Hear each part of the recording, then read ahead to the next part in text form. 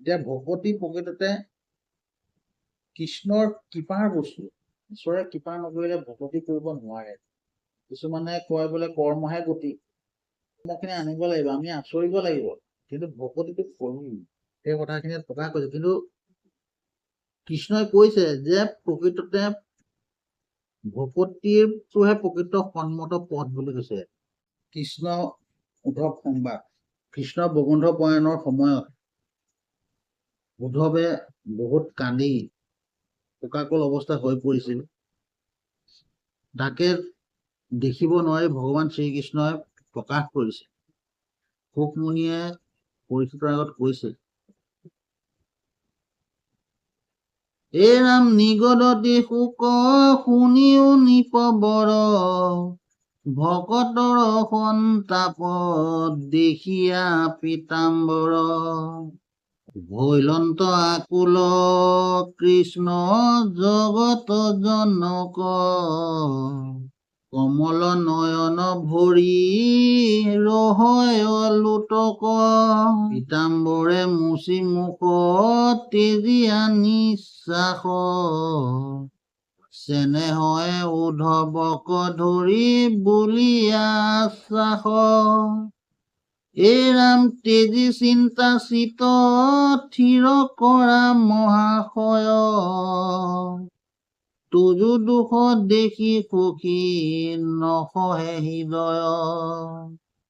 হে ৰাম স্বৰূপে জানিলা তুমি আমাৰ আশয়, বংশৰ সংহৰিয়াৱে চলিও নিশ্চয়।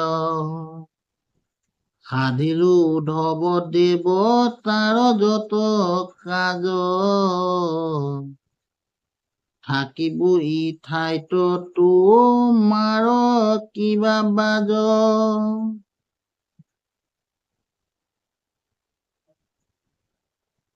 দ্বাৰকা নগৰ সাগৰত যায় বেতল,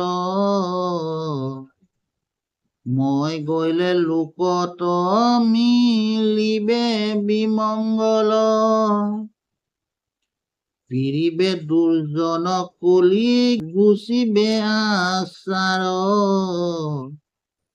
হইবে অধৰ্মত ৰতি যতে কপজাৰ। ৰাম তুমি আমি দুয়ো গৈলে মিলিব অনৰ্থ, লুপ্ত হইব জ্ঞান ইটো ভকতিৰ পথ। মোৰ বচন ইটো নাচাৰিবা তুমি, শ্ৰৱণ কীৰ্তন পৰ্বতায়া থাকা তুমি। ভকতি নভৈলে তুমি যাইবে ৰসাতল, মোৰ আজ্ঞা পালিয়া ৰহিও মহাবল। ভগৱন্তই মানে কৃষ্ণই কৈছে ইয়াত, মই গলে লোকৰ মিলিবে বিমংগল। তেওঁ যদি বৈকুণ্ঠলৈ গুচি যায় তেতিয়া লোকৰ বোলে বিমংগল হব বুলি কৈছে। মংগল নহয়, বিমংগল হব। পিৰিবে দুৰ্জন কলি গুচিবে আচাৰ, হইবে অধৰ্মত ৰতি যতেক পজাৰ। ইয়াত কৈছে পিৰিবে দুৰ্জন কলি গুচিবে আচাৰ। যেতিয়া কলিয়ে আমাক পিৰে, কলি যেতিয়া আমাৰ গাত লাগে বা কলিৰ মতে আমি সকলোবিলাক যেতিয়া চলি থাকো, তেতিয়াহলে কি হয়, আমাৰ আচাৰবিলাক গুচি যায় বুলি কৈছে। যে মানুহৰ আচাৰ কি, যিবিলাক সৎ আচাৰ এইবিলাক সকলোবিলাক গুচি যাব কলি লাগিলে। এই কথাষাৰ প্ৰকাশ কৰিছে ইয়াত।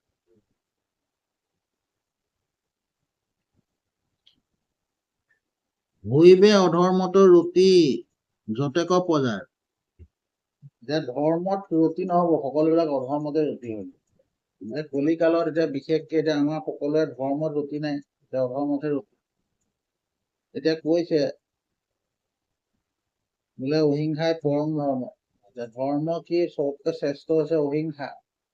আজিকালিতো হিংসা কৰা বিলাকে ধৰ্ম বুলি কৈছে।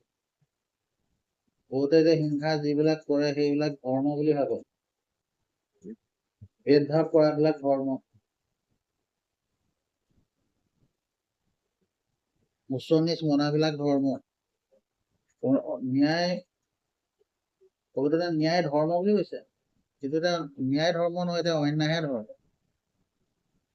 এইখিনি কৈছে কলিৰ মানে প্ৰজাবিলাকক কিনিছে বুলি কৈছে কলিয়ে।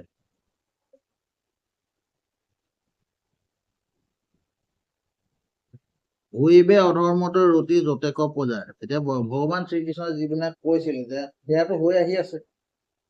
এতিয়া কলি কালত যে সকলোবিলাকে অধৰ্মতহে ৰতি হৈছে, ধৰ্ম ৰতি নোহোৱাই হ'ল। ধৰ্ম মানে কি? ধৰ্ম মানে প্ৰকৃততে সত্য, সত্যই ধৰ্ম বুলি কৈছে। সেইকাৰণে ভগৱান শ্ৰীকৃষ্ণই মানে উদ্ধৱক কৈছে যে তুমি আমি দুই গুচি গলে মানে বিমংগল হব, কোনোবা এজন থাকিব লাগিব। এতিয়া মইতো যাওঁৱেই, তুমি ইয়াত থাকা, তুমি থাকি কি কৰা, তুমি ভক্তিৰ তত্ত্বৰ কথা প্ৰচাৰ কৰা, ভকতি কৰা। ভকতি নকৰিলে তুমিও ৰসাতলে যাবা বুলি কৈছে। এতিয়া আমি সকলোৱে ভকতি কৰিব লাগিব, ভকতি নকৰিলে সকলো ৰসাতলেহে যাব। সেইকাৰণে ভাগৱত শাস্ত্ৰই প্ৰকাশ কৰিছে,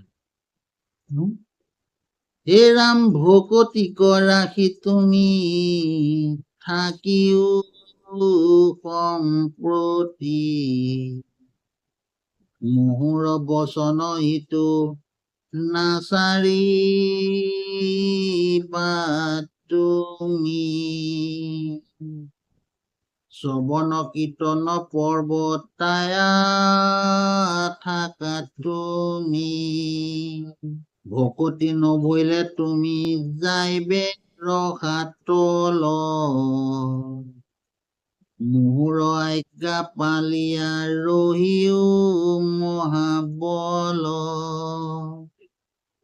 ইয়াত কৈছে ভকতি নহলে তুমিও ৰসাতলে যাবা। এতিয়া ভকতৰ ভিতৰত উদ্ধৱ, মৈত্ৰ, জাম্বৱান, দিগ্ভ, হনুমন্ত, বিদুৰ, এই 6জন ভকত। উদ্ধৱটো ভকতে হয়।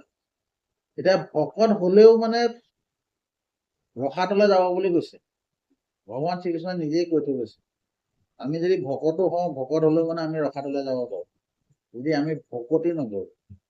ভকতি কৰিবই লাগিব, ভকতি নকৰিলে মানে ৰসাতলে ভকত হলেও যাবগৈ। এতিয়া আমি ধুতি চেলেং গামোচাখন লগাই লৈ বা ভকতৰ ড্ৰেছযোৰ পিন্ধি যদি আমি ভকতি নকৰো, তেতিয়াহলে আমাক ৰসাতললৈ যোৱাৰ পৰা কোনো ৰক্ষা কৰিব নোৱাৰে। উদ্ধৱক কোৱা চলৰে প্ৰকৃততে ভগৱন্তই আমাক সকলোকে কৈছে, যিসকল বিশেষকে ভকত হৈ আছে।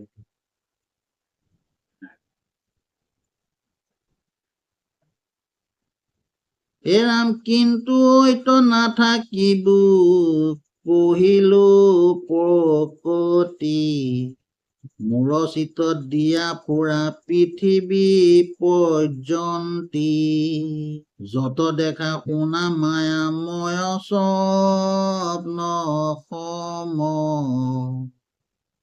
হৰিময় দেখি দূৰ কৰা মতি ভ্ৰম। ভগৱন্তই কৈছে মানে যত দেখা শুনা সকলো স্বপ্ন সম বুলি কৈছে। আমি যিমান বিলাক দেখিছো এতিয়া সকলোবিলাক সপোনৰ দৰে, স্বপ্ন সম মানে সপোনৰ সমান।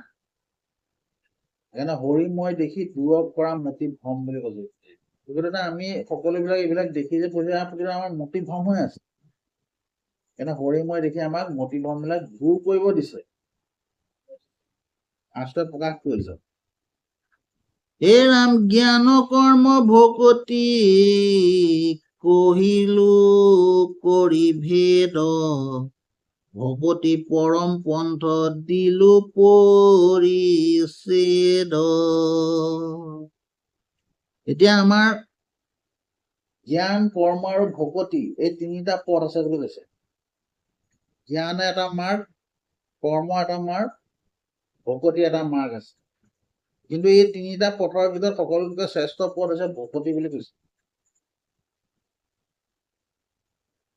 ভগৱান কৃষ্ণই প্ৰকাশ কৰিছিল। ভকতিহে পৰম বন্ধত দিলো পৰিচিত। তেওঁ মানে পৰিচিত কৰিছে যে ভকতিহে পৰম পন্থ বুলি কৈছে, মানে শ্ৰেষ্ঠ পন্থ ভকতি বুলি কৈছে। ভকতি নকৰিলে জ্ঞানী হওক কৰ্মী হওক সকলোৱে মানে ৰসাতলৈ যাব। ভকতি নকৰিলে কাৰো ৰক্ষা নাই। এই ৰাম নাহিকে উত্তম গতি ভকতি তপৰে নিশ্চয় কহো ভকতিতে মোক বৈশ্য কৰে। এতিয়া ভগৱান কৃষ্ণক বৈশ্য কৰিবলৈ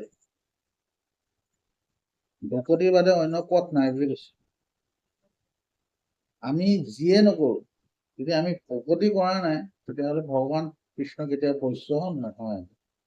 মাধৱদেৱে সেইকাৰণে মাধৱ ঘোষাৰ নামঘোষাত লিখি গৈছে বোলে মুক্তিত নিষ্প্ৰিয় যিটো কেহি ভকত অপনম ৰসময় মাগুহো ভকতি সমস্ত মস্তকে মণি নিজৰ ভকতৰ বৈশ্য ভজু হেন দেহ যদু বুলি। যে মুক্তিত যাৰ স্পৃহা নাই সেইজন ভকতক আমাক সেৱা কৰিব দিছে, প্ৰণাম কৰিব দিছে। ৰসময় মাগুহো ভকতি, তেওঁৰ পৰাহে আমাক ৰসময় ভকতি ল'ব দিছে। ভকতি প্ৰকৃততে ৰসময়, মানে আনন্দময়। ভকতি কোনো আমাৰ দুখৰ বিষয় নহয়, বা আমাৰ কোনো তেজেদি ফালি থকা মানে বিষয় নহয়। ভকতিটো বহুতে কয় ভকতি বহুত টান কৰিবলৈ, কিন্তু সেইটো প্ৰকৃততে শুদ্ধ কথা নহয়। ভকতি আনন্দময় বুলি কৈছে। মাগুহো ৰসময় ভকতি, আমাক এতিয়া ৰসময় ভকতি আমাক মাগিব দিছে। কোনজন ভকতৰ পৰা ৰসময় ভকতি আমি পাম? কোনজন ভকতৰ পৰা? গুৰুজনে প্ৰকাশ কৰিয়ে গৈছে বোলে মুক্তিত নিষ্পৃহ যিটো সেই ভকত অকণমান, যিজন নিষ্পৃহ ভকত, যাৰ কোনো আশা নাই, কামনা নাই, কোনো স্পৃহা নাই, সেইজন ভকতৰ পৰা আমাক ৰসময় ভকতি ল'ব দিছে। আনন্দময় ভকতি সেইজনহে পাব। আৰু এইটো আমি আচলতে প্ৰকৃততে সাধাৰণ ভাৱত চাব গ'লে আপোনালোক চাবচোন, প্ৰকৃততে কোনসকল মানুহ সুখী হৈ থাকে? অনাবত আনন্দত হাঁহি ফূৰ্তিত কোনবিলাক মানুহ থাকে চাব, যিবিলাকৰ প্ৰকৃততে কোনো স্পৃহা নাথাকে। সেইসকল মানুহে প্ৰকৃততে সুখত থাকে আৰু আনন্দত থাকিব পাৰে। কিন্তু যাৰ মানে বহুত কামনা আছে, বাসনা আছে, তেওঁলোক সদায় কেতিয়াও আনন্দত নাথাকে। কিছুমানৰ মানে এনেকুৱা হৈছে মানে সময় নাই। আজিকালিতো বহুতৰ সময় নাই। কিয় হৈছে? কামনাৰ পোকৰে পোকৰে দৌৰি, আশাৰ পিছে পিছে দৌৰি সময় নাই জীৱনটো জীয়াই থাকিবলৈ। এইটো নাভাবে যে এক ক্ষণৰ পিছত কি হ'ব, এক ক্ষণৰ পিছত কি হ'লে তেওঁৰ জীৱনেই নাই। ভগৱন্তই কৈছে সেইকাৰণে কৈছে আনন্দ লোৱা, আনন্দময় ভকতি লোৱা, তুমি জীৱনটো জীয়াই লোৱা, আনন্দত পৰা অলপ। কিন্তু আমি কি কৰিছো? আমাৰ মানে আশা কামনাৰ পিছত কিছুমান সময় নাই। সেইকাৰণে কৈছে প্ৰকৃত আনন্দ সুখত সেইজনে থাকিব পাৰে যিজন মানে নিষ্পৃহ, যিজনৰ কোনো কামনা বাসনা নাই, তেওঁহে আনন্দ মই ভকতি কৰিব পাৰে।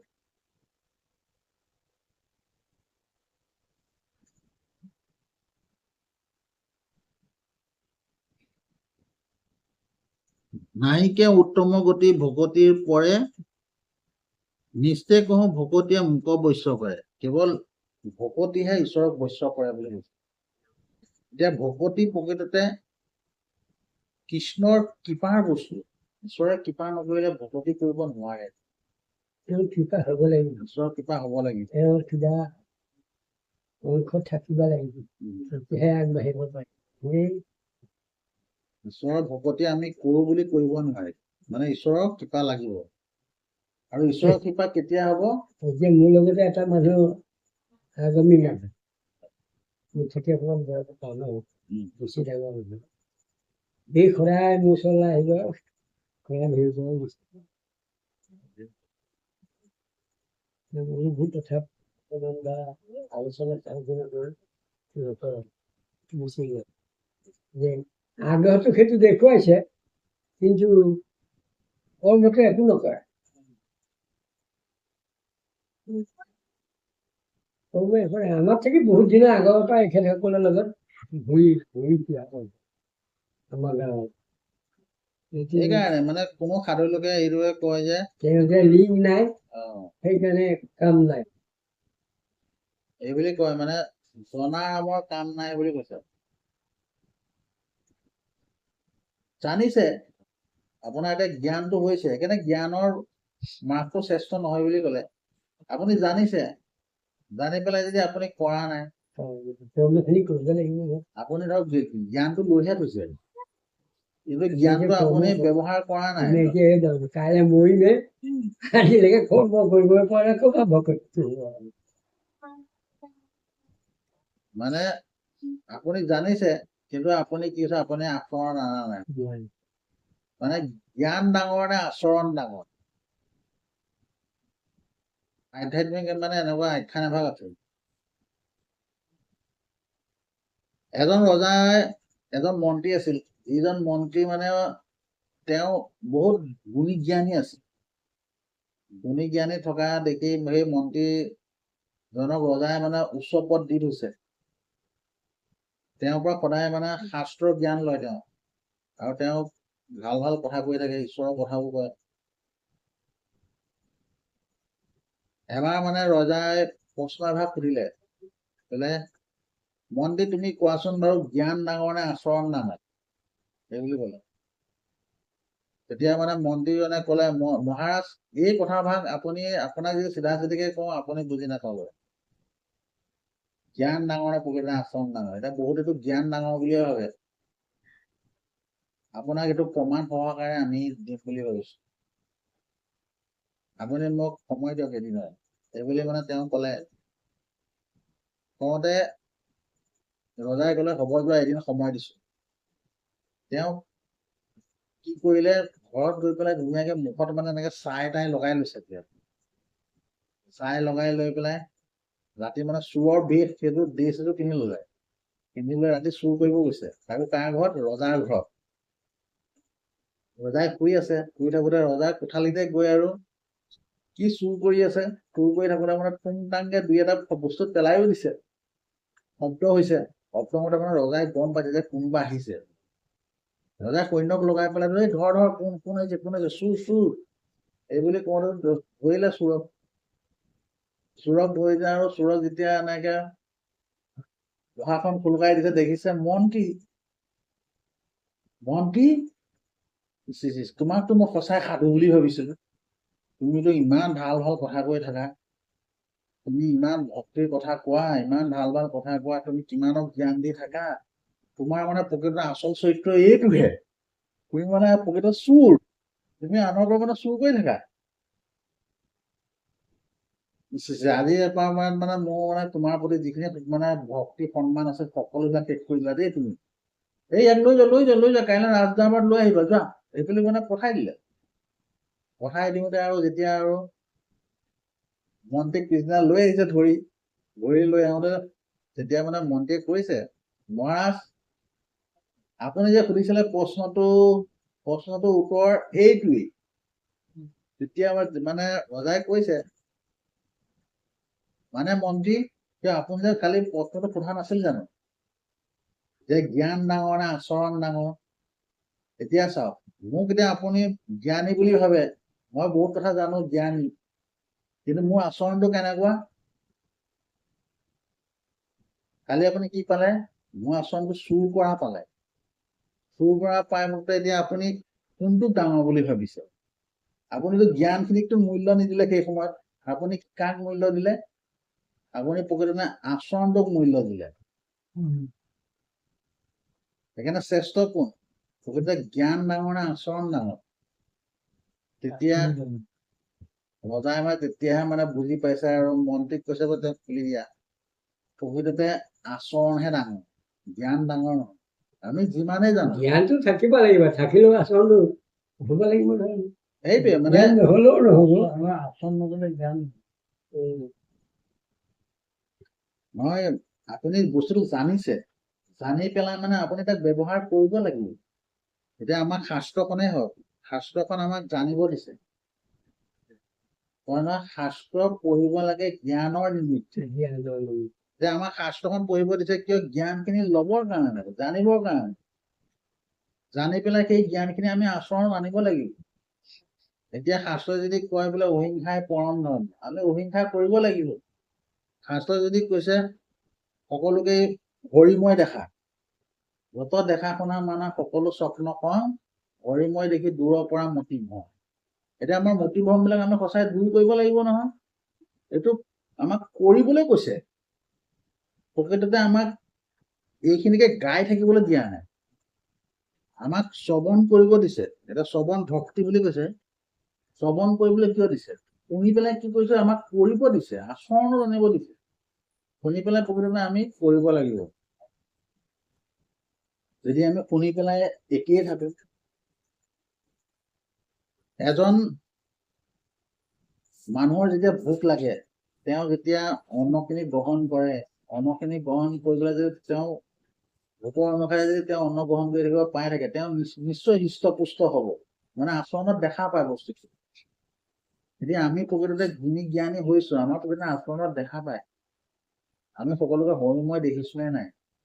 আমাৰ ভেদভাৱ আছে, আমাৰ লোভ আছে, মোহ আছে, কাম আছে, ক্ৰোধ আছে, এইবিলাক আছে নেকি? আচৰণত দেখা পায় বুলি কৈছে।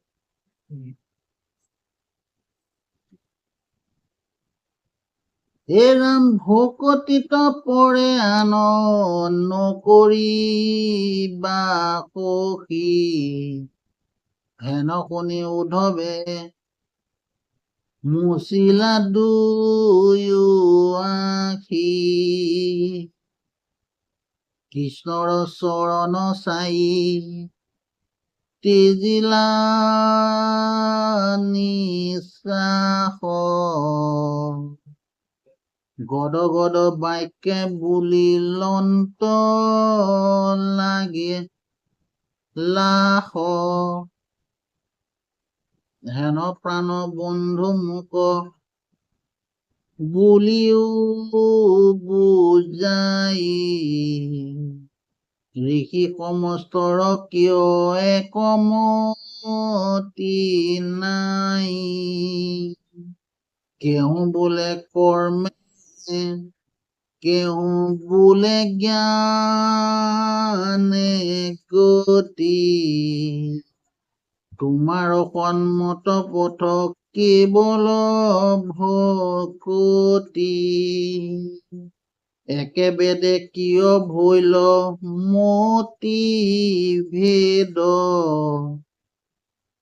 কিংকৰ কেশৱ সংশয় কৰা ছেদ। ইয়াত শাস্ত্ৰই প্ৰকাশ কৰিছে কথাখিনি। বোলে ভকতিহে পৰে আন নকৰিবা সখী, মানে উদ্ধৱক প্ৰকাশ কৰিছে যে ভকতিৰ মানে তুমি অন্য সখী নকৰিবা। হেন শুনি উদ্ধৱে মুচিলা দুয়ো আখি, তেওঁ চকুদি পানী বৈ গৈছিল, সেই চকু পানী তেওঁ মুচিছে ভকতিৰ কথা শুনি। কৃষ্ণৰ চৰণ চাই তেজীয়া নিশ্বাস, গদব গদব বাক্যই বুলিলা লাখে লাখ, হে প্ৰাণবন্ধু মোক বুলিও বুজাই, ঋষি সমস্তৰ কিয় একমতি নাই। এতিয়া আমাৰ ঋষি সমস্তৰ একমতি নাই বুলি কৈছে। ৰৈয়ে আছে এইটো একমতি নাই। আমাৰ মানুহ দুজনে 4জন মানুহে 4টা মত, 4টা মত, এক মতত আছো জানো আমি? সেইটোৱে মানে মতি প্ৰকৃততে এক হব লাগিব। আমাৰ এটা ঈশ্বৰৰ ভকতি কৰা লোকসকলৰ মতি সদায় এক হব লাগিব। এতিয়া যদি আমাৰ ভিন্ন মত হয়, প্ৰকৃততে আমি ভকতি পথত নাই। সেই কথাষাৰ মানে প্ৰকাশ কৰিছে। শাস্ত্ৰই এইটো কথা কৈছে যে ঋষি সমস্তৰ কিয় একমত নাই, কেহু বোলে কৰ্মে, কেহু বোলে জ্ঞানে গতি, তোমাৰ সন্মত পথ কেৱল ভকতি। এতিয়া কিছুমান লোকে কয় বোলে জ্ঞানে গতি, কিছুমানে কয় বোলে কৰ্মহে গতি, তোমাৰ সন্মত হৈছে ভকতিহে গতি। সেই ভকতি কৰিলেও কৰ্মখিনি কৰিবই লাগিব, জ্ঞানী হলেও সেই কৰ্ম কৰিবই লাগিব, তেতিয়াহে কৰ্মখিনি মই এতিয়া আকৌ এটা নহয় মই সেইটোৱে কৈ আছে মানে আচৰণত কৰ্মখিনি আনিব লাগিব, আমি আচৰিব লাগিব, কিন্তু ভকতিটো কৰিম সেই কথাখিনি প্ৰকাশ কৰিছে। কিন্তু কৃষ্ণই কৈছে যে প্ৰকৃততে ভকতিটোহে প্ৰকৃত সন্মত পথ বুলি কৈছে।